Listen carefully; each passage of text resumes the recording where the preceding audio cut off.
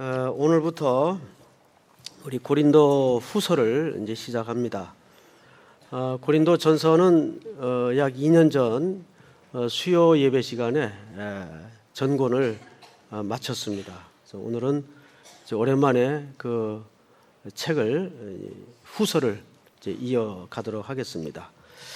먼저 고린도 전서를 배경으로 하지 않고는 후서가 이해가 안 되고 설명할 수 없기 때문에 고린도 교회 설립부터 간단하게 스케치를 하고 지나가죠. 사도 바울은 그 1차, 2차, 3차 선교 여행을 크게 나누어서 했었습니다. 그 과정은 굉장히 험난한 과정이었어요. 한 번은 그 아덴에서 복음을 전하고 있었습니다. 아덴이라는 도시는 아시는 대로 굉장한 우상의 도시였습니다. 그래서 아덴에 도착했을 때 바울의 눈이 아주 휘둥그레졌죠. 곳곳마다 우상이 서 있고 특별히 아데미 신전 같은 어마어마한 로마 제국하의 신전들이 아덴을 꽉 메우고 있었어요. 그 광경을 보고 그가 마음에 분노가 일어났죠. 그래서 경론을 벌입니다. 그 시민들과 우상 숭배자들과. 항상 얘기하지만 로마는 종교의 자유는 허락을 해도 사회 질서를 흔들고 물랑케 하는 것은 용납을 하지 않았습니다. 결국 경고를 몇 번 받다가 쫓겨납니다. 그때 사도 바울의 상황은 이랬어요. 그를 도와주는 성도도 없었고 함께 동행한 사람이 하필 없었습니다. 이제 얼마 있다가 도착하기로 돼 있었어요. 성도들이 거둔 헌금을 가지고 선교비로 쓰기 위해서 기다리고 있었던 틈에 그걸 좀 기다린 다음에 일이 났으면 쫓겨나는 일이 좀 없었을 수도 있을 텐데 고세를 참지 못하고 복음을 전하다가 그가 결국 사고를 치고 친구들도 성도들도 만나질 못하고 아덴에서 쫓겨납니다. 그렇게 해서 흘러 들어간 도시가 고린도 도시입니다. 고린도는 아시는 대로 항구 도시죠. 도착을 해보니까 굉장한 인파가 몰려 있어요. 유독. 물어봤더니 자기는 선교를 하면서 돌아다니라고 몰랐는데 당시 글라우디오 황제라고 있습니다. 이 사람이 유명한 황제인데 로마 황제로 재위를 하고 있었어요. 이 글라우디오 황제가 로마 시내의 모든 그리스도인들을 다 내쫓았습니다. 추방을 한 거예요. 이건 종교 탄압이라는 측면보다는 로마 시내에 모여 살던 기독교인들이 시끄럽게 했습니다. 유대에서 온 기독교인들, 본토 기독교인들 엉켜가지고 유대인들끼리 이 종교 문제에 대해서 굉장히 좀 사회 질서를 혼란케 하는 일들이 있었습니다. 그러니까 황제가 야, 이 예수쟁이들 좀 시끄럽다 해서 전부 추방 명령을 내린 거예요. 그 과정에서 많은 사람들이 쫓겨났어요. 로마 시내 재산을 다 그대로 두고 한 푼도 손대지 못하고 쫓겨난 겁니다. 빈손으로. 그 사람들이 몰려서 고린도에 다 와 있는 거예요. 그러니까 피난민들로 마치 저 6.25 때 부산처럼 바글바글한 겁니다. 바울도 그렇게 해서 쫓겨났고 고린도 항구 도시는 완전히 피난민 수용소가 된 겁니다. 자기도 입에 풀칠은 해야 되니까 여기저기 기웃거리면서 일자리를 찾아다니기 시작했어요. 그런데 바울에게는 무슨 기술이 하나 있었죠. 아시는 대로 텐트 메이커입니다. 천막을 만드는 기술이 있었어요. 그럼 자연히 어느 가게를 어느 업종을 찾아서 헤맸을까요? 천막 만드는 업종을 찾아서 헤맨 겁니다. 그런데 어느 집에 들어갔는데 일손이 모자랄 정도로 굉장히 바빠요. 텐트를 만드는데. 그도 그럴 것이 지금 고린도 항구 도시에는 누가 몰려와 있죠? 피난민들이 몰려와 있으니까 먹을 것도 급하지만은 잠잘 자리가 급했단 말이죠. 임시 텐트가 굉장히 필요가 발생을 한 겁니다. 그러니까 텐트 가게마다 불이 난 거예요. 불이. 근데 어느 집에 들어가니까 젊은 부부가 텐트를 만들고 있는데 아주 일손이 바빠요. 그래서 넌지시 제안을 했죠. 나도 텐트 만드는 기술이 있는데 좀 먹여만 주면 되니까, 잠만 재우면 되니까 같이 먹고 자면서 일을 좀 거들어 드리면 안 되겠냐고. 이제 형편은 사정을 다 얘기를 하니까 이 부부가 깜짝 놀라요. 아, 선생님도 예수 믿다가 그렇게 해서 핍박받아 쫓겨났군요. 잘 됐습니다. 사실은 저희도 기독교인입니다. 보니까 글라우디오 황제 핍박하에 그들이 로마 시내에서 쫓겨온 사람들이에요. 그들도. 그 부부가 유명한 브리스길라와 아굴라입니다. 고린도 교회는 사실상 이 브리스길라와 아굴라의 집에서 시작이 돼요. 여기서부터 이제 교회가 생성이 된 거예요. 사람들이 모여들었겠죠? 아름아름 소문이 났어요. 야, 어느 집에 그 좀 나이가 든 종업원 하나가 들어왔는데 성경을 기가 막히게 가리킨대. 그래? 우리도 좀 일 끝나고 한번 가보자. 이렇게 해서 자연스럽게 사람들이 모이고 거기에 예배 초소가 이루어집니다. 그러니까 이 부부 브리스길라와 아굴라에게는 횡재죠. 안 그래도 진리에 목이 말라있던 차인데 종업원인 줄 알았더니 이런 대사도가 자기 집에 들어와서 일을 같이 하면서 짬짬이 성경을 가리키는데 깊이 성경을 가리키는 거예요. 소위 이제 제자 훈련이 진행이 되고 이루어진 겁니다. 이렇게 해서 고린도 교회가 자연스럽게 형성이 되었어요. 이런 거 보면 사람이 참 계획할지라도 일을 이루시는 건 주님이시라는 의미가, 사도 바울이 아덴에서 쫓겨날 때 교회 하려고 쫓겨났나요? 그냥 쫓겨난 거예요. 그래서 흘러 항구 도시까지 온 겁니다.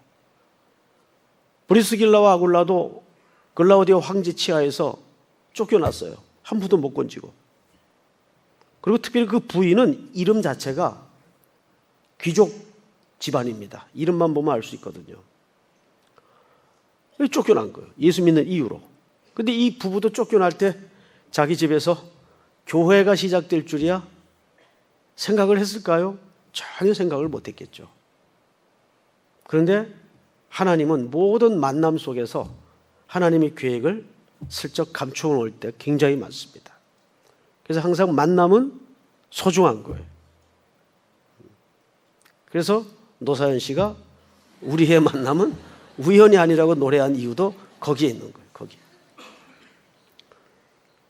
근데 그 당시는 복음 전할 때는 많았는데 전할 사람이 부족해요. 어느 정도 지도자까지 세워놓고 한날은 바울이 넌지시 운을 뗍니다. 여러분, 제가 이곳에 이제 머문 지도 한 2년 남짓 되는데 이제 이 정도면 기초가 된 것 같습니다. 저는 다시 다른 곳으로 복음을 전하러 가야 되겠습니다. 그리고 작별을 하고 떠난 겁니다. 그렇게 바울은 떠났어요.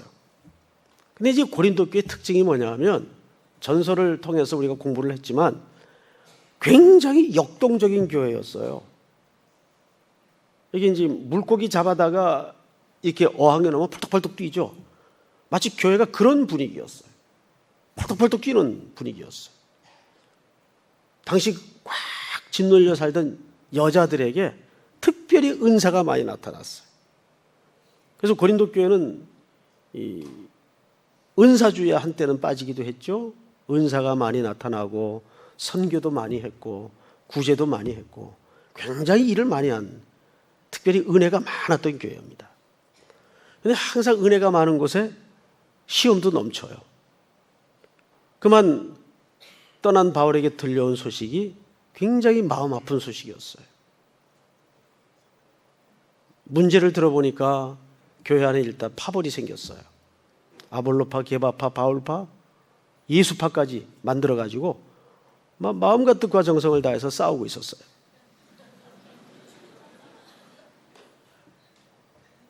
이게 사람 사는 세상은 늘 그랬던 것 같아요. 고대 시대든 지금이든. 아주 심각했어요. 심지어는 교회 안에 음행의 문제까지 들어오고 또 헌금의 문제, 여자가 머리에 수건을 쓰는 문제, 머리를 기르는 문제, 이게 지금 생각하면 아무것도 아닐 문제 같지만은 그 당시에는 굉장히 심각한 신학의 판가름을 가져야 되는 문제들이었습니다. 전부. 이런 문제가 막 발생한 거예요. 개척한 지 얼마 안 된 어린 교회다 보니까 이런 문제로 교회가 막 혼란에 빠진 거예요. 그래서 사실은 사도 바울이 잠깐 교회를 방문해요. 그러다가 그 교회 안에 거짓 교사들과 반대파로부터 굉장한 공격을 받고 물러납니다. 그리고 에베소로 돌아와서 격렬한 마음을 가지고 편지를 써요. 편지를.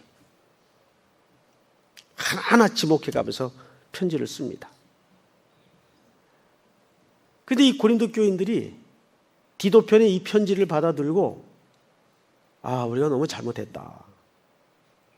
사도 바울 선생님의 이 지적이 하나하나 다 옳구나. 고쳐야 되겠다.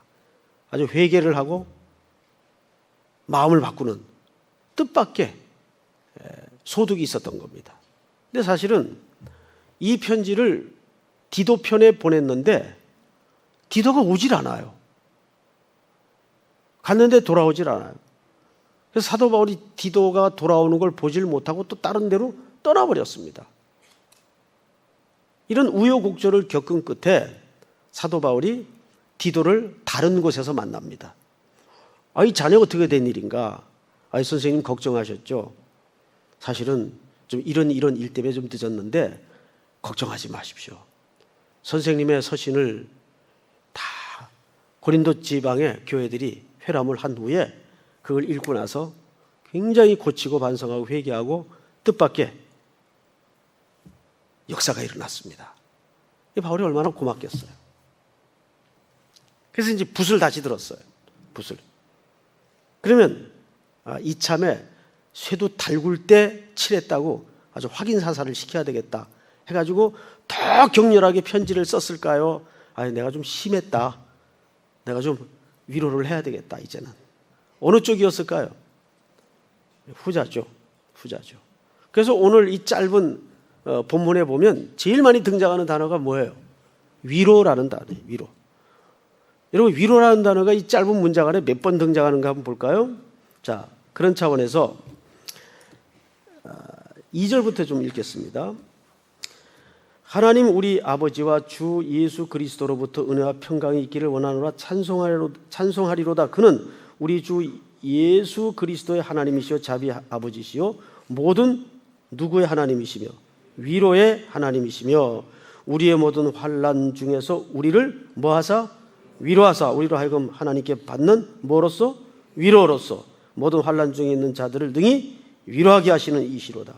그리고 5절을 보시면 6절을 보시면 5절에도 위로가 있죠. 위로도 그리스도로 말미암아 넘치는다다. 6절 너희가 위로와 구원을 받게 하려는 것이요 우리가 위로를 받는 것도 너희가 위로를 받게 하려 하는 것이니 이 위로가 또 7절에도 위로에도 모두 몇 번 나옵니까? 보면 한 10번 나와요. 10번. 이거는 싹 그렇게. 그래서 사도 바울이 쓴 서신 중에 가장 서투른 문장으로 구성된 서신이다라고 평가가 된 책입니다. 그런데 이런 거 있죠. 좋은 문장은 같은 단어를 중복해서 쓰지 않습니다. 좋은 말도 마찬가지고. 그런데 좋은 문장, 좋은 말을 뛰어넘어서 같은 표현과 같은 단어를 반복할 때는 이것은 강조 이상의 메시지가 있다는 걸 아셔야 돼. 이렇게 허겁지겁 써내려가면서 했던 말도 하고 했던 말도 하고 했던 말도 하고 할 정도로 지금 고린도 교회는 뭐가 필요했을까요? 위로가 필요했어요. 위로가. 내가 너무 심했다. 너무 심했다. 바울이 또 한 성격 하잖아요. 싸우는 데는 또 일가견이 있는 분 아니에요? 바나바하고도 대판 싸워가지고 세기적 대결로 성경에까지 남지 않습니까?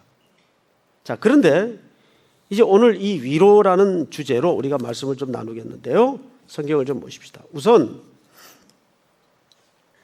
1절을 좀 보세요. 1절. 하나님의 뜻으로 말미암아 그리스도 예수의 사도된 바울과 형제 디모데는 고린도에 있는 하나님의 교회와 또 온 아가야에 있는 모든 성도에게 이랬습니다. 여기에서 하나님의 뜻으로 말미암아 그리스도 예수의 사도된 바울과 형제 디모데는 이렇게 되어 있습니다. 바울이 고린도 교회 성도들에게 자기의 무슨 신분을 밝히죠? 사도된 신분을 밝힙니다. 그렇다면 이 말은 뒤집어서 얘기하면 고린도 교회 선생들에게 무슨 공격이 있었다는 얘기일까요? 이 사도권에 대한 공격이 있었어요. 바울은 고린도 교회 형제들에게 두 가지로 큰 마음의 상처가 있어요. 첫째는 이 사도권에 대한 공격이었습니다. 너를 도대체 누가 추천했느냐? 이런 표현까지 씁니다. 성전에서 예수님에게 바리새인들이 물었던 것처럼 너 누가 보냈냐? 이렇게 된 거예요. 바울은 누가 보냈습니까? 다메섹 언덕에서 부활의 주님이 바울을 사도로 임명하시고 보낸 겁니다. 그래서 바울은 자기의 지위를 방어하기 위해서가 아니라 자기가 가르치고 전한 복음이 무너지는 것을 방지하기 위해서 자기의 사도됨을 반드시 밝혔죠. 이것이 바울의 평생을 따라다녔던 가시 같은 아픔이었어요. 그래서 오히려 어쩌면 그것 때문에 더 사도 바울이 공부하고 노력하고 열심히 복음을 전했을 수도 있습니다. 그런 것 같아요. 오히려 그럴듯한 학위보다도 아무 학위가 없더라도 정말 학교를 제대로 못 나왔다 할지라도 더 중요한 것은 그 사람이 갖고 있는 실력이겠죠.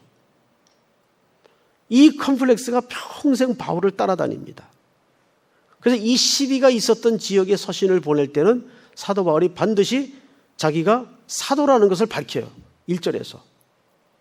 그런데 그 시비가 없었던 지역에서는 거의 자기가 사도임을 밝히지 않습니다. 그럴 이유도 없고. 그런데 또 하나 사도 바울이 한 번은 이 고린도 교회를 방문할게 그래놓고는 안 간 적이 있어요. 피치 못하게 갈 수 없었던 환경이었습니다. 이것 때문에도 오해가 생겼어요. 고린도 교회 성도들에게. 무슨 문제가 있었는가 하면 마게도냐 지역의 교회들이 헌금을 걷어서 그 전달 역할을 사도 바울이 맡았었습니다. 예루살렘 본교에 어려움이 생겼다는 소식을 듣고, 그런데 그 심부름을 늘 사도들이나 제자들이 했어요. 근데 바울이 온다 그래 놓고 오지 않았던 것에는 그럴 만한 이유가 있었습니다. 이제 그것은 우리가 다음 시간쯤 조금 더 구체적으로 살필 텐데, 이것 때문에 교인들이 이제 소위 배달사고 의욕을 가졌던 겁니다. 거짓말장이다. 그러나 사실은 사도 바울이 가지 않았던 데는 두 가지 이유가 있었습니다. 만약에 그때 사도 바울과 고린도 교회 성도들 사이에 관계가 아주 악화되어 있을 텐데 그때 갔으면 사도 바울 성격상 총 나와라 칼 나와라 했을 거예요. 그냥 가만히 안 있었을 거예요. 막 야단치고 꾸짖고 장난 아니었을 것 같아요. 그 염려를 자기가 알고 있어요. 그 다음에 또 하나의 이유가 있습니다. 그것은 스스로 서도록 하기 위해서. 헌금을 강조하는 것도 사도 바울이 내라 내라 해서 헌금을 하는 것이 아니라 스스로 헌금을 할 수 있도록 바울은 목동의 입장에서 기다려준 측면이 있다는 거죠. 이제 바울이 어느 정도 사도로서 성숙해서 그런 사람의 마음을 좀 기다려줄 줄 아는 그런 여유가 있었던 것 같아요. 당장은 안 가면 오해도 생기고 욕을 먹겠지만 지금은 내가 아니다. 나온 그 책 가운데 그런 책이 있더라고요. 그때는 틀렸고 지금은 맞다라는 책이 있어요. 인생을 살다 보면 항상 답이 두 개일 때가 있어요. 그때는 맞는데 지금은 틀리고 지금은 맞는데 그때는 틀릴 경우가 얼마든지 있습니다. 교회라는 현장 속에는 진리 문제 외에는 환경과 비본질적인 문제에서는 얼마든지 그런 일들이 일어납니다. 자, 그러면 바울이 이제 이 위로에 대해서 어떻게 설명을 하는가를 좀 살펴나가도록 하십시다. 3절을 잘 보세요. 찬송하리로다. 그는 우리 주 예수 그리스도의 하나님이시요 자비의 아버지시요 모든 위로의 하나님이시며 우리의 모든 환난 중에서 우리를 위로하사 우리로 하여금 하나님께 받는 위로로서 모든 환난 중에 있는 자들을 능히 위로하게 하시는 이시로다. 이게 뭡니까? 위로의 나눔의 영성입니다. 자, 앞을 보실까요? 오래전에 어느 분이 교통사고를 만났어요. 다리가 부서진 겁니다. 골절이 된 거죠. 골절이 부러지는 걸 얘기하는 거죠. 금간 정도가 아니라 부러졌어요. 그 여의도 그 큰 병원에 입원을 해 있는데 마침 그분의 친한 분이 신방을 같이 가자고 저한테 그러더라고요. 같이 갑시다. 근데 그분은 어떤 분인가 하면 평생 심한 소아마비를 가지고 태어나서 아주 심한 소아마비. 그렇게 평생을 이제 살아온 분인데 성격이 굉장히 명랑해요. 같이 갑시다 그래가지고 운전을 해서 병원에 도착을 했어요. 이거 진짜 다리 하나 이렇게 얹어놓고 추 달아놓고 수술을 한 후에 거의 뭐 혼비백산해 있더라고요. 가니까 막 남자가 막 너무 아픈지 울어요. 남자들이 또 잘 울어요. 울어요 막 아프다고. 이거 다리 제대로 회복이 돼야 될 텐데 어떻게 하면 좋겠냐고. 그러니까 같이 갔던 이 양반이 이제 1살 그 누워 있는 사람이 형이에요. 형, 뭘 그까짓 거 갖고 그래? 난 이 다리 가지고 평생 사는데. 딱 그러더라고요. 그러니까 위로가 됐을까요? 안 됐을까요? 확 위로가 되죠. 뭐 그까짓 거 갖고 그래? 붙으면 회복되고 일어날 텐데. 형, 난 이 다리 가지고 평생 이렇게 찔뚝거리면서 다니는데. 딱 그러더라고요. 이 성격이 굉장히 밝은 분이에요. 그때 제가 충격받았어요. 자기의 심한 평생의 장애를 가지고 다리 부러진 사람을 위로할 줄을 몰랐죠. 위로는 정말 그런 것 같아요. 아파 본 사람만이 아픈 사람을 위로할 수가 있어요. 감기 한번 안 걸린 사람이 그 비염에 감기 오면은 정신이 이렇게 하나도 없다 그래요. 어떤 사람은 너무 건강해가지고 감기가 뭔데? 이런 사람이 있어요. 감기가 뭔데? 그런 사람은 그 감기의 고통을, 비염의 고통을 모르죠. 이 환절기에 비염 환자들 장난 아니죠. 우리 집에도 환자가 한 몇 명 있어요. 뭐 진짜 장난 아니에요. 잠을 못 자더라고요. 근데 저 같은 경우는 잘 몰라요. 그 고통을. 그냥 자면 될 텐데. 그러고 말아요.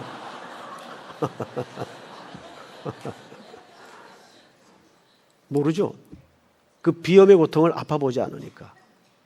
그런데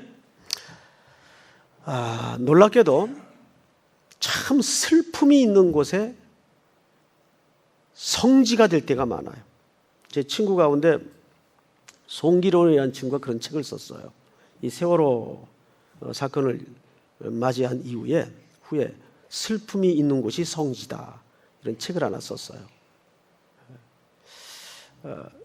그러니까 시대의 아픔 속에 하나님의 마음을 감춰놓는데 그거를 겪은 사람은 똑같이 더 심하게 겪는 사람을 유일하게 위로할 수가 있습니다.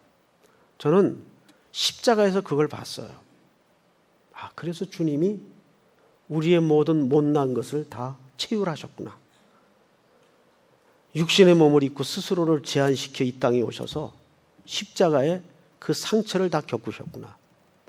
그래서 주님은 우리를 정말 위로하실 수 있는 분이에요. 여러분 원래 노래를 불렀던 분이 윤복희 씨죠. 여러분이라는 노래 아시죠? 그거를 이제 후에 임재범이라는 가수가 불러서 재히트가 되었는데 제가 윤복희 권사님한테 그 노래에 얽힌 이야기를 직접 들었어요. 원래 여러분이라는 말이 사실은 원래 여러분이 아니랍니다. 그게 주님이라요. 원래 주님. 누가 날 위로해 주지? 여러분 이게 아니래요. 주님이. 그런데 이걸 이제 대중가수로서 부르려면 이게 대중가수가 TV에 나와가지고 주님이 그러면 되겠어요? 그건 이제 비난이 쏟아질 테니까 여러분 그랬대요. 근데 그 속에 담겨진 의미는 주님이랍니다.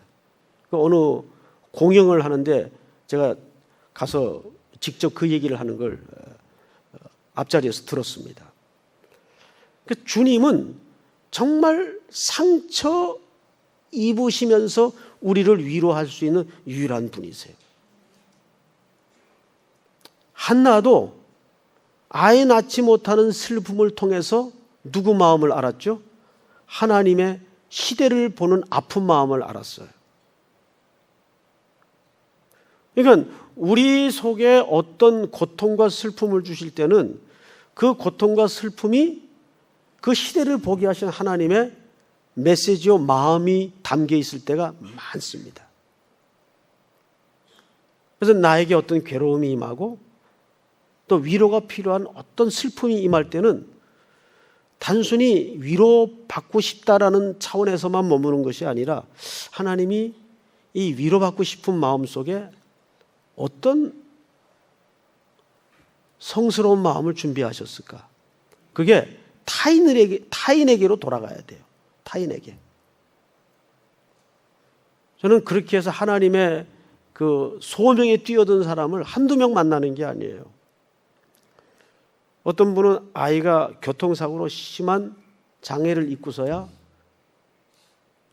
장애 아이에 대한 마음이 눈이 바뀌고 마음이 열어진 거예요. 평생 그쪽에 헌신하는 분들이 있어요. 하나님이 그 슬픔과 그 눈물 속에 하나님의 마음을 열어 보이시고 보게 하신 거예요. 오늘 이 본문이 그 얘기입니다. 4절을 다시 보시면 우리의 모든 환난 중에서 우리를 위로하사 우리로 하여금 하나님께 받는 위로로서 모든 환난 중에 있는 자들을 능히 위로하게 하시는 이시로다. 믿습니까? 5절을 한번 같이 읽어볼까요? 시작.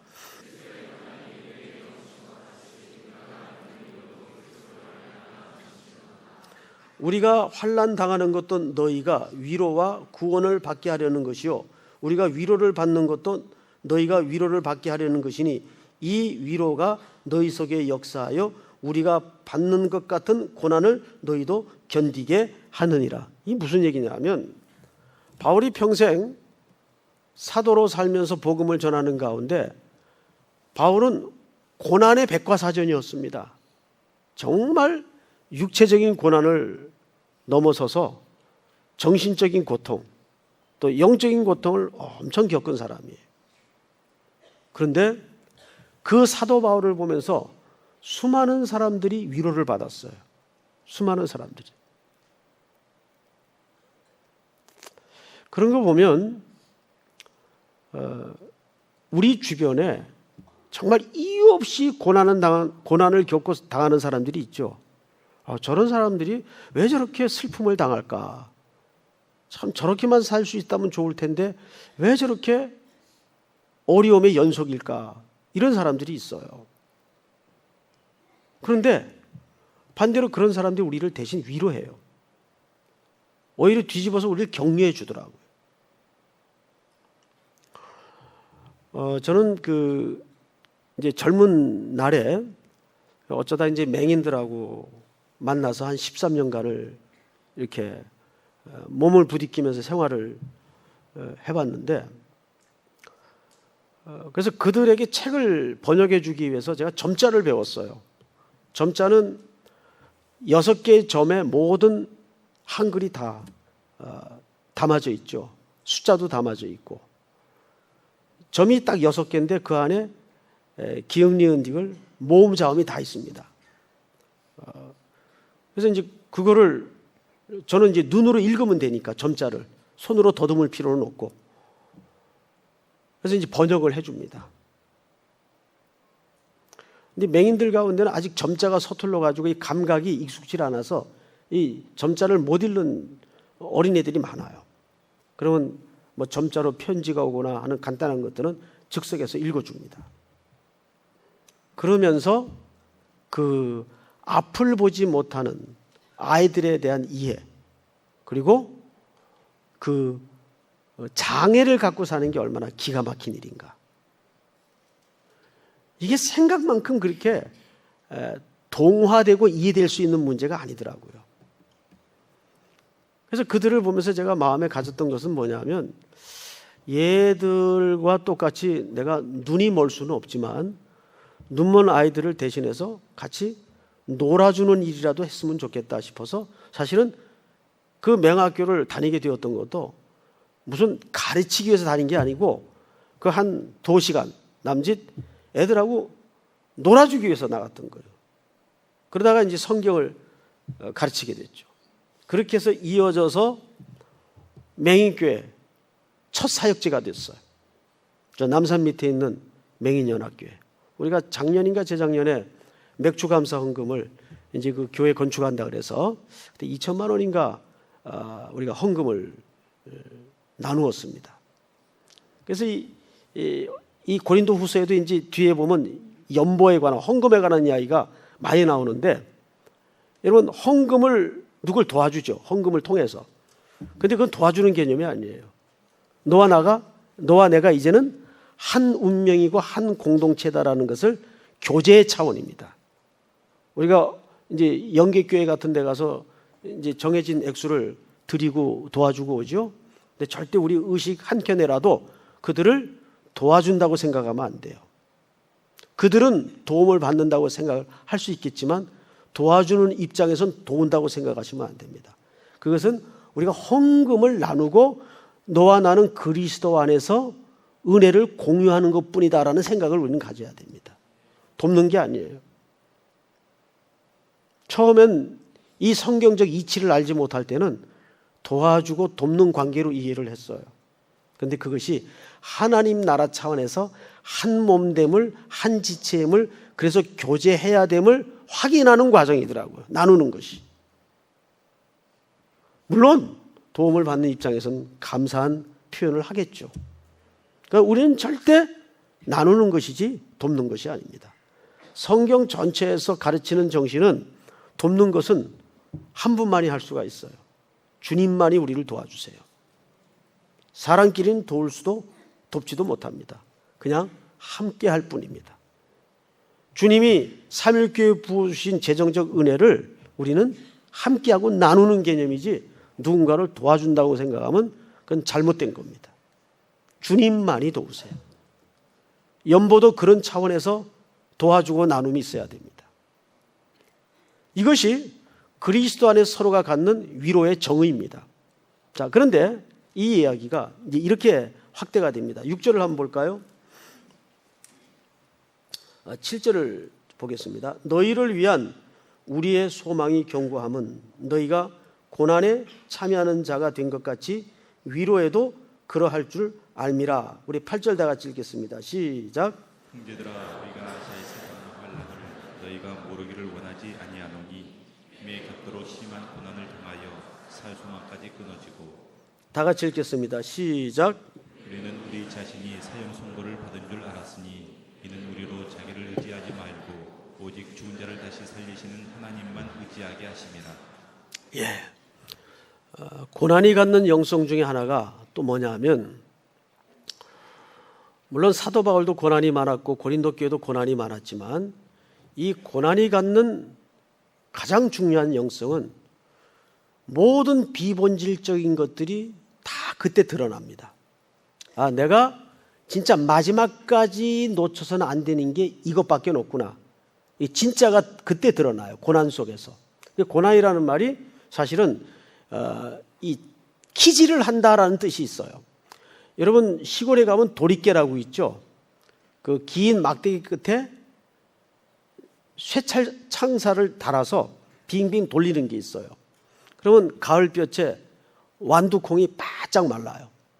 그걸 멍석에다 깔아놓고 저는 기도원에서 그 광경을 한번 본 적이 있는데 뭐가 방 안에 있는데 탁탁 소리가 나서 문을 열고 봤더니 기도원 집사님이 바짝 말린 완두콩을 그 도리깨로 그냥 치더라고. 계속.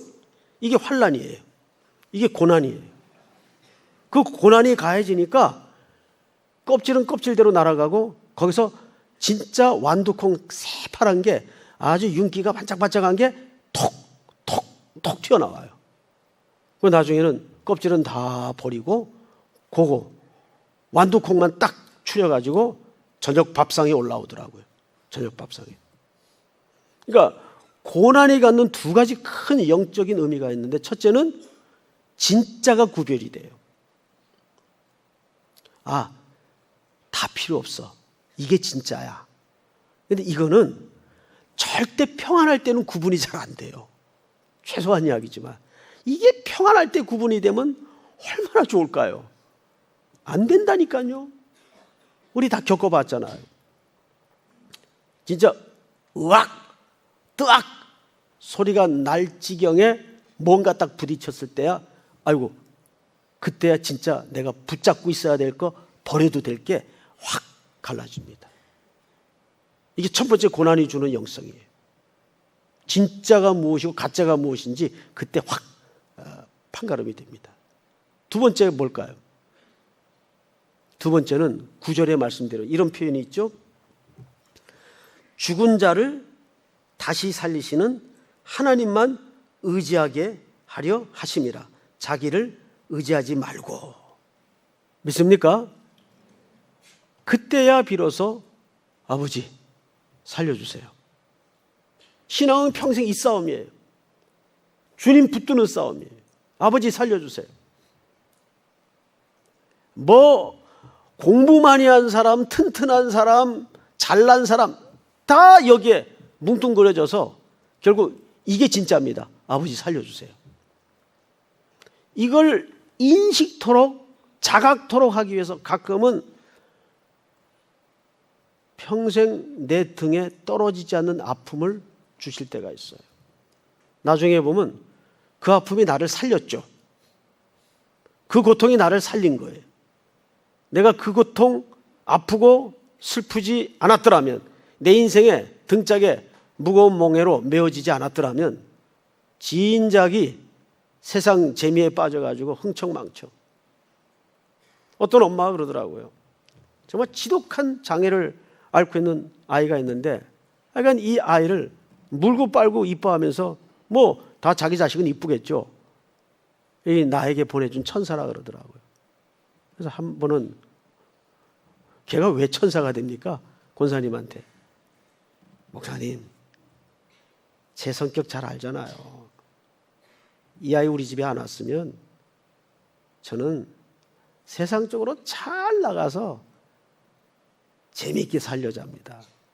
마음대로 하면서 돈 있겠다. 왜 못하겠어요? 그런데 돈 다 소용없더래요. 평생 소원이 얘보다 하루 늦게 죽는 거. 얘를 씻고 보듬고 섬기면서 늘 하나님의 은혜에만 매달려 살 수 있었다는 거예요. 이 아이 때문에. 이 아이는 나에게 하나님이 보내준 천사라는 거죠. 역설이면서 신비하죠. 그래요. 하나님이 가끔은 우리를 그렇게 다루시더라고요. 예수님이 그렇게 우리에게 위로자가 되어서 모든 우리의 죄를 덮어쓰시고 십자가에 상처 입은 치유자로서 이 땅에 오신 겁니다. 예수 우리의 진정한 위로자. 이제 다가오는 고난주간 이제 한 주 남았는데 이번 주부터 새벽을 깨워서 워밍업을 하세요. 자동차가 갑자기 가려고 그러면 기름도 많이 소모되고 자동차에 무리도 가요.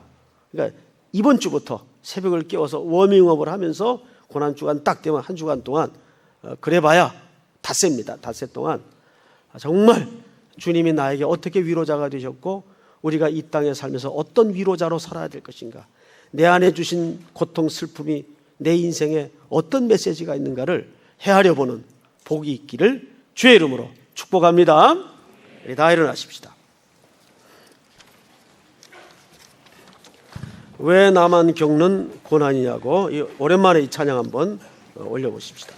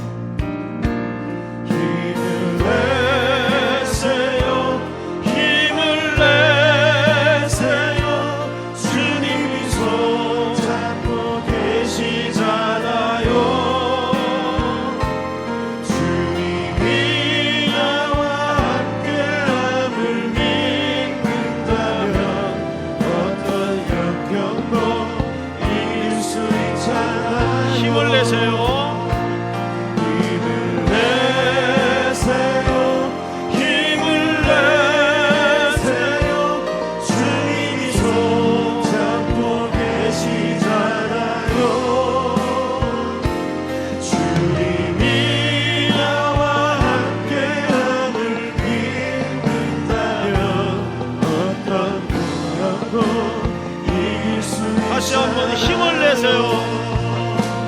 힘을 내세요. 힘을 내세요. 주님이 손잡고 계시잖아요. 주님이 나와 함께함을 믿는다면 어떤 고난도 이길 수 있잖아요. 서신체로 기도할까요? 한번 눈을 감고 또 한 주간 생활해야 될 모든 크고 작은 일들을 돌아보십시다. 현재 자기 입장을 주님 앞에 그대로 열어 보이면서 하나님, 제 평생의 무거운 짐 아시죠? 때로는 무릎을 펼 수 없을 정도로 이 짐이 무거울 때가 있어요. 이 무거운 짐 언제쯤 내려져야 될지, 아니면 또 정말 평생 지고 가야 되는 문제인지, 젊은이든 연세가 드신 분이든 그 고난의 본질은 차이가 없습니다. 똑같습니다. 오늘 말씀을 들으면서 주님, 그 아픔, 환난, 고난, 질고가 반드시 주님을 위해서 쓰여지기를 바랍니다. 주님이 나에게 위로자가 되셨던 것처럼 우리도 내 주변에 그런 환난 당한 자들을 위해서 위로자로 살겠습니다. 그렇게 슬픔이 있는 곳에, 환난이 있는 곳에 하나님의 성지가 되도록 살겠습니다 하는 마음으로 자기의 무거운 짐을 주님 앞에 올려드리면서 이 시간 다 같이 한번 간절하게 또 한 주간 또 우리 삼일교회를 위해서, 여러분들의 일상을 위해서 기도하겠습니다. 하나님 아버지, 은혜를 감사합니다.